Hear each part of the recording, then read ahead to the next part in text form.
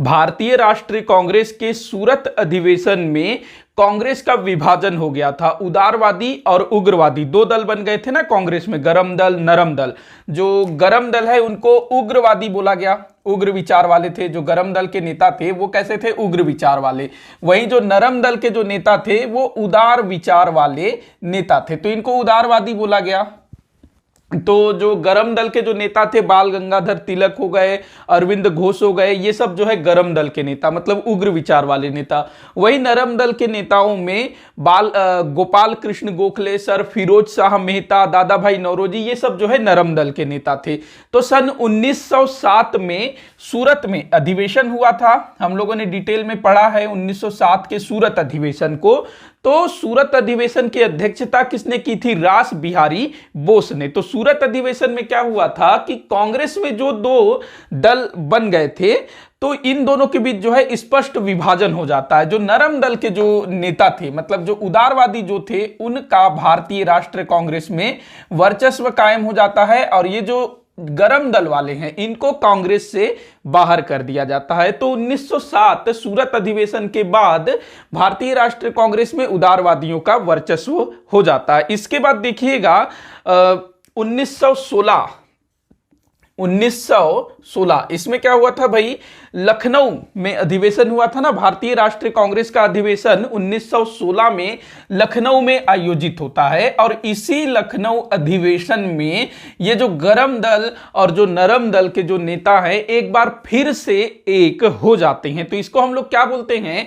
1907 सूरत में फूट और 1916 लखनऊ में एकजुट। तो ऐसे पढ़ा जाता है। तो ध्यान रखेंगे 1907 में विभाजन हुआ और 1916 में लखनऊ में फिर से ये लोग जो हैं एकजुट हुए। तो किस तरह से ये लोग एकजुट हुए और क्या कारण थे दोनों दलों के फिर से एक बार एकजुट होने के, तो इस पर हम लोग चर्चा करेंगे। अच्छा, इस लखनऊ अधिवेशन में ना 1916 में गरम दल और नरम दल के नेता तो एक हुए ही हुए, साथ ही साथ जो भारतीय राष्ट्रीय कांग्रेस और मुस्लिम लीग, ये दोनों दल भी एक हुए। मतलब कि यहां पर जिसको हम लोग लखनऊ समझौता बोलते हैं ना, तो दो समझौते हुए थे। पहला समझौता गरम दल और नरम दल वालों के बीच, दूसरा समझौता कांग्रेस और मुस्लिम लीग के बीच हुआ था। तो दोनों को हम लोग देखेंगे। पहले बात करते हैं कांग्रेस, गरम दल और नरम दल में किस तरह से समझौता हुआ। तो देखिए क्या था कि 1907 में जब भारतीय राष्ट्रीय कांग्रेस में उदारवादियों का वर्चस्व स्थापित हो जाता है, तो जो गरम दल के जो नेता थे, जैसे बाल गंगाधर तिलक हो गए, अरविंद घोष हो गए, लाला लाजपत राय हो गए, विपिन चंद्र पाल हो गए, ये सबको क्या कर दिया जाता है? कांग्रेस से बाहर कर दिया जाता है। और उदारवादियों ने क्या किया? ब्रिटिश सरकार का समर्थन करना शुरू कर दिया कि हम आपके विरोधी नहीं है, आपको हम भारत से नहीं भगाएंगे, आपके छत्र छाया में हम लोग जो है सुधार चाहते हैं। तो ये उदारवादियों का कहना था। तो इससे जो ब्रिटिश सरकार है कांग्रेस के उदारवादियों के प्रति सहानुभूति रखने लगी कि भाई ये तो है, हम लोग का साथ दे रहा है, तो हम लोग इनका क्यों बुरा करेंगे। तो अब जो ब्रिटिश सरकार थी उसने क्या किया? 1907 के बाद जो गरम दल के नेता जिनको कांग्रेस से बाहर कर दिया गया है, उनका दमन करना शुरू किया गया था। सन 1908 में बाल गंगाधर तिलक, उनके ऊपर राजद्रोह का आरोप लगा करके उनको जो है 6 वर्ष की सजा सुनाई जाती है, और भारत के बाहर बर्मा में मांडले जेल में उनको 6 वर्ष तक रखा जाता है। 1908 से 1914 तक वो जो है मांडले जेल में थे। इसके बाद लाला लाजपत राय, वो भी कुछ समय उनको भी मांडले जेल में रखा जाता है। बाद में वो तंग आकर के अमेरिका चले जाते हैं। अरविंद कुमार घोष, जो अरविंद घोष थे ना भाई, उनको तो क्रांतिकारियों के साथ पकड़ लिया जाता है, काफी टॉर्चर किया जाता है उनको भी, लेकिन उनके खिलाफ कोई सबूत नहीं मिलता है तो उनको छोड़ दिया जाता है। लेकिन अरविंद घोष जो है इन सब चीजों से बड़ा तंग आ गए थे और वो जो है बिल्कुल सन्यासी बन जाते हैं। विपिन चंद्र पाल जी का भी कुछ कुछ ऐसा ही मामला था। तो एक तरह से जो उग्र विचार वाले नेता थे उनका पूर्णतः लगभग दमन कर दिया गया। उनके जो समर्थक थे वो इधर उधर कुछ खास नहीं कर पा रहे थे। लेकिन जो उदारवादी विचारधारा के लोग थे जिन्होंने कांग्रेस पर अपना वर्चस्व कायम कर लिया, उग्र वाले जो गरम दल वाले हैं उनको कांग्रेस से बाहर कर दिया, तो ये लोग भी ना 1907 के बाद भारतीय राष्ट्रीय कांग्रेस का कोई मतलब बहुत बड़ा कारनामा नहीं कर पाए। एक तरह से जो कांग्रेस में उदारवादियों का वर्चस्व हुआ ना, तो कहीं ना कहीं कांग्रेस की जो लोकप्रियता है वो उतनी ज्यादा नहीं रही, पहले जैसी नहीं थी, क्योंकि ये लोगों के साथ जुड़ना नहीं चाहते थे। उदारवादी जो लोग थे ये आम जनता के साथ जुड़ना नहीं चाहते थे। तो कहीं ना कहीं जो कांग्रेस की लोकप्रियता है, हालांकि उतना ज्यादा कम नहीं हुआ, लेकिन फिर भी एक शून्यता की स्थिति थी, क्योंकि ये लोग कोई बड़ा आंदोलन करने में विश्वास नहीं रखते थे। इनका क्या तरीका था, मैं बता चुका हूं पहले के काफी सारे वीडियोस में। ये लोग आवेदन पत्र भेजते थे, प्रतिवेदन करते थे, हाथ जोड़ते थे, अनुनय विनय करते थे, तो कोई बड़ा कारनामा इन्होंने नहीं किया इस बीच।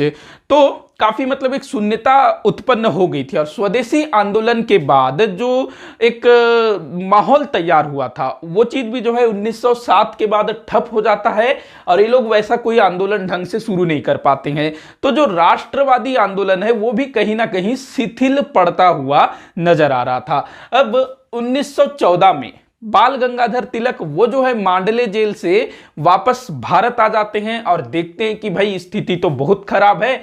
तो वो कोशिश करते हैं कि अब कहीं ना कहीं हमको जो है एक होना होगा, उदारवादी और उग्रवादी, मतलब जो गरम दल और नरम दल दोनों को फिर से एक होना होगा, तभी हम कुछ कर पाएंगे। क्योंकि जो बाल गंगाधर तिलक जी थे, उग्रवादी नेता थे, गरम दल के नेता थे, तो वो भी बिना कांग्रेस के कुछ खास नहीं कर पा रहे थे। तो उनको भी लगा कि हमको जो है वापस कांग्रेस में जाना होगा, और कांग्रेस में हमको वापस जाना है तो उदारवादियों के साथ हमको समझौता करना होगा। तो उदारवादियों को मनाने का काम किन्होंने किया? बाल गंगाधर तिलक। उनका साथ दिया एनी बेसेंट ने। एनी बेसेंट जो 1893 में भारत आई थी, थियोसोफिकल सोसाइटी से वो जुड़ी हुई थी, और इन्होंने ना 1914 में भारतीय राष्ट्रीय कांग्रेस को ज्वाइन किया। एनी बेसेंट ने 1914 में। तो यहां पर आपको दो नाम याद रखना है लखनऊ पैक्ट में, लखनऊ समझौता में। एक तो तिलक, बाल गंगाधर तिलक, दूसरा एनी बेसेंट, जो कि 1914 में कांग्रेस को ज्वाइन की थी।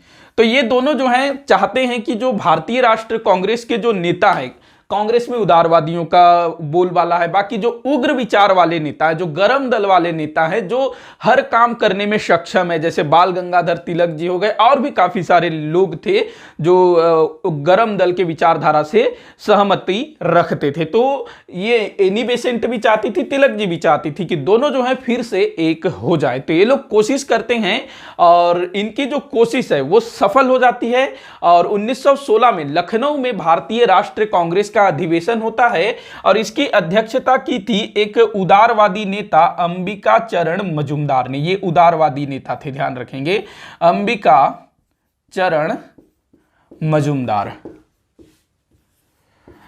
अच्छा, यहां पर आप लोगों को एक चीज और ध्यान रखनी है कि ये जो उदारवादी नेता थे, आखिर ये लोग तैयार क्यों हो गए कि हमको जो है इनके साथ समझौता करना है। तो देखिएगा कि 1915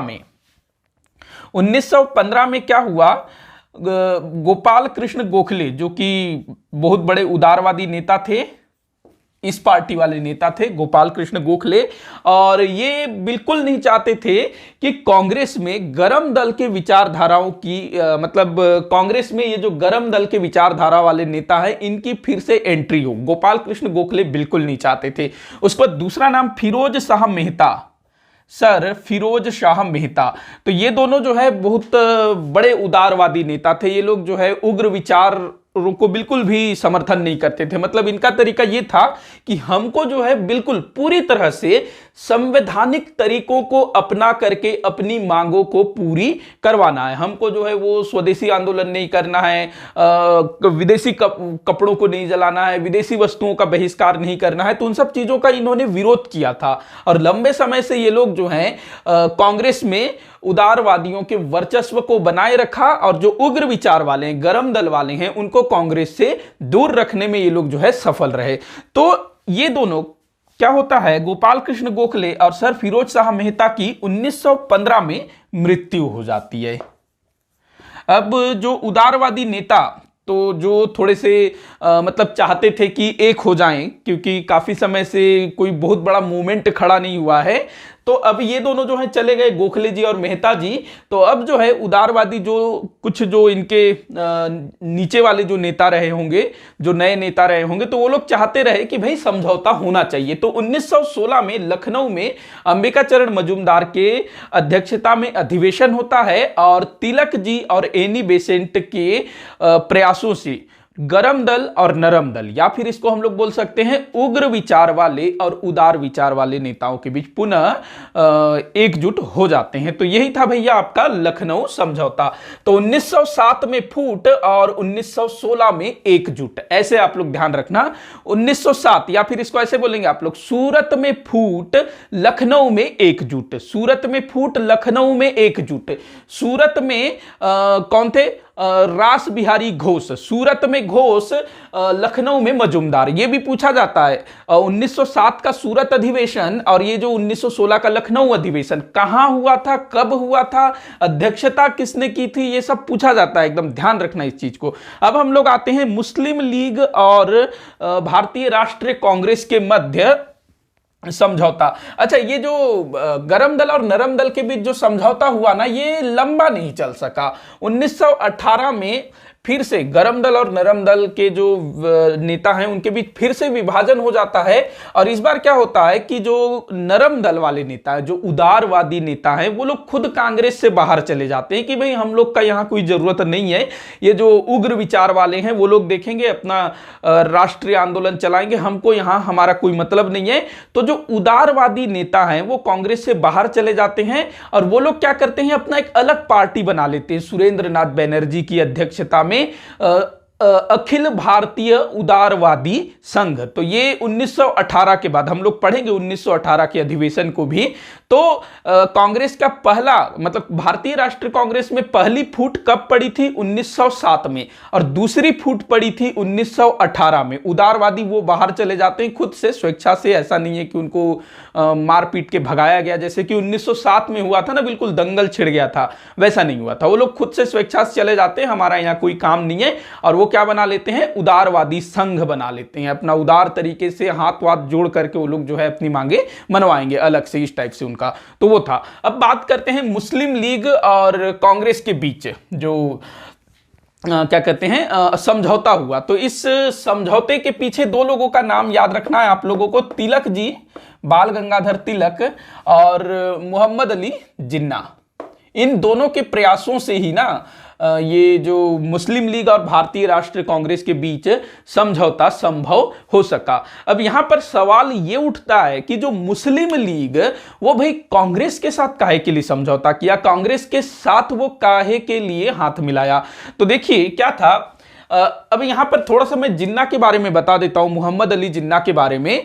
तो जो मोहम्मद अली जिन्ना थे ना, जो आगे चल करके पाकिस्तान पाकिस्तान, हम पाकिस्तान के अलावा और कुछ नहीं चाहते, हमको अपना अलग मुस्लिम राष्ट्र चाहिए, उसके सिवा हम कुछ नहीं लेंगे, इस टाइप से इनका वो था। पाकिस्तान पाकिस्तान चिल्लाते रहते थे। तो शुरू में ये ऐसे नहीं थे, हिंदू मुस्लिम एकता के अग्रदूत माने जाते थे। सरोजनी नायडू, स्वर कोकिला सरोजनी नायडू, जो कि महात्मा गांधी के साथ लंबे समय तक जुड़ी रही, तो सरोजनी नायडू ने मोहम्मद अली जिन्ना के लिए बोला है कि जिन्ना हिंदू मुस्लिम एकता के अग्रदूत हैं। तो ये आप वाक्य ध्यान रखना, पूछा भी जाता है। तो सरोजनी नायडू का ये कथन था जिन्ना के लिए, क्योंकि शुरुआत में ना ये हिंदू मुस्लिम एकता के पैरोकार थे, चाहते थे कि हिंदू और मुस्लिम जो है एक साथ रहे, मिलजुल करके रहें।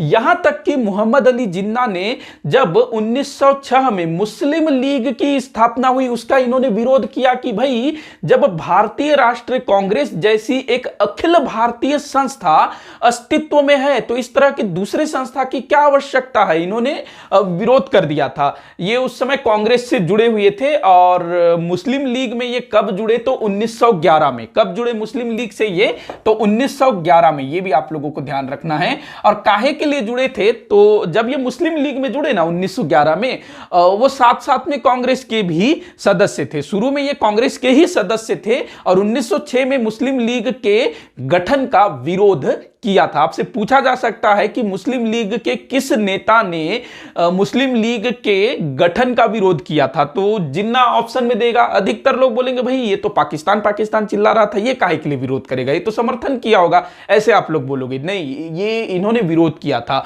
और ये 1911 में कांग्रेस के भी सदस्य थे और 1911 में ये पहली बार मुस्लिम लीग के सदस्य बनते हैं। और ये चाहते थे कि शुरू से जब ये मुस्लिम लीग के सदस्य बने ना, तभी से इनके मन में ये था कि ये दोनों जो है एक हो जाएं, मुस्लिम लीग कांग्रेस दोनों एक साथ काम करें मिलजुल करके। तो ये चीज था। तो ये शुरू में जो है हिंदू मुस्लिम एकता के पैरोकार थे, हिंदू मुस्लिम एकता के बहुत बड़े पक्षधर थे। और ये तिलक जी के बड़े अच्छे मित्र थे। जो मोहम्मद अली जिन्ना और बाल गंगाधर तिलक दोनों बड़े अच्छे मित्र थे। जब तिलक जी को जेल हुई ना 1906 में, 1908 में, तब जिन्ना ने ही इनकी वकालत की थी इनके लिए, मतलब उन्होंने कोर्ट में लड़ा था कि भाई इनको रिहा करो इस टाइप से। तो बड़े अच्छे मित्र थे दोनों। तो इन्हीं दोनों के प्रयासों से मुस्लिम लीग और कांग्रेस के बीच समझौता होता है। गरम दल और नरम दल, उसमें किनके साथ हुआ था, तो तिलक जी और एनी बेसेंट, ये दो नाम। और यहां पर जो है तिलक जी और जिन्ना, ध्यान रखेंगे, ऐसे कंफ्यूज होते हैं काफी सारे बच्चे।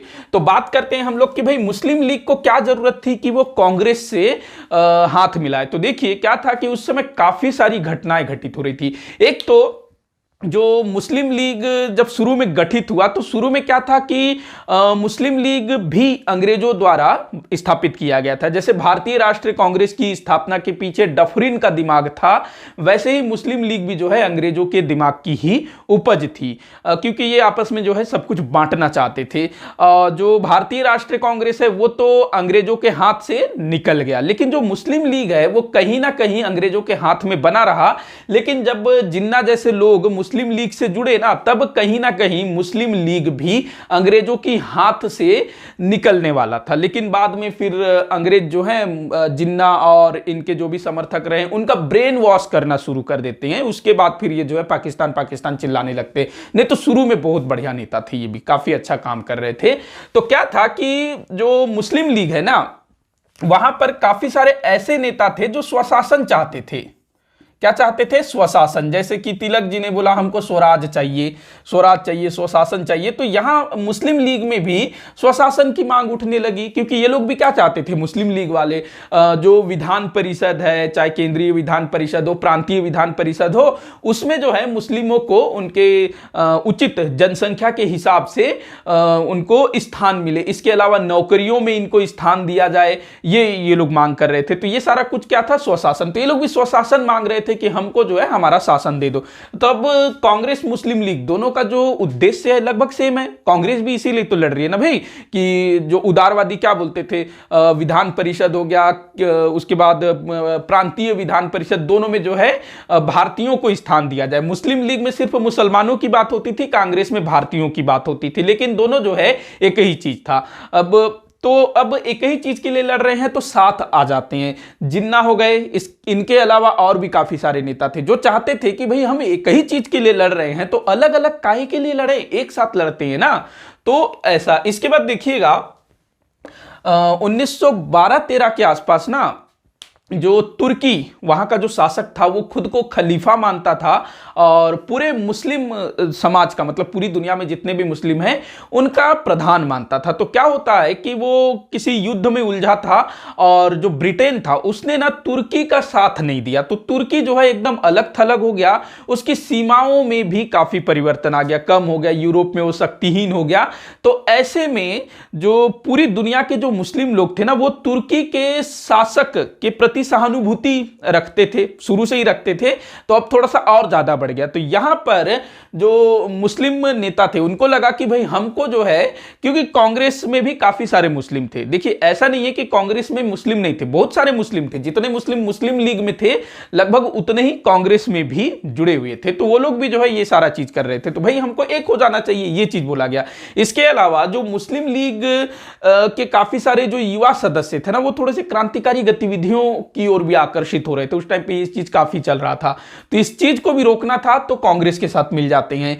इसके अलावा छोटी छोटी और चीजें थी। एक तो ये था कि जो जिन्ना हो गए, और कांग्रेस में भी काफी सारे नेता थे जो चाहते थे कि हिंदू मुस्लिम एकता भाईचारा बढ़े, और जिन्ना भी चाहते थे कि हिंदू और मुसलमानों में कोई जो दरार ना हो जाए, क्योंकि ये जो है ना समझ गए थे 1909 में जो हुआ और मुस्लिम लीग का गठन जिस तरह से हुआ, जिन्ना और बहुत सारे नेता, तिलक जी हो गए, गोपाल कृष्ण गोखले हो गए, बहुत सारे नेता ये समझ गए कि अंग्रेज हमको बांटना चाहते हैं। मुस्लिम लीग अलग से खड़ा कर दिया, पृथक निर्वाचन दे दिया, काफी सारा अलग अलग वो चीज कर रहे हैं, तो ये जो अंग्रेज हैं हमारे में फूट डालना चाहते हैं। तो ये लोग इस चीज को समझ गए, जिन्ना ये सब एक हो जाते हैं। तो फिर तय हुआ कि भाई हमको एक होना है। और 1915 में, ध्यान रखेंगे, 1915 में बंबई में क्या हुआ था, मुस्लिम लीग और भारतीय राष्ट्रीय कांग्रेस का संयुक्त अधिवेशन हुआ था 1915 में पहली बार। लेकिन यहां पर कोई ऐसा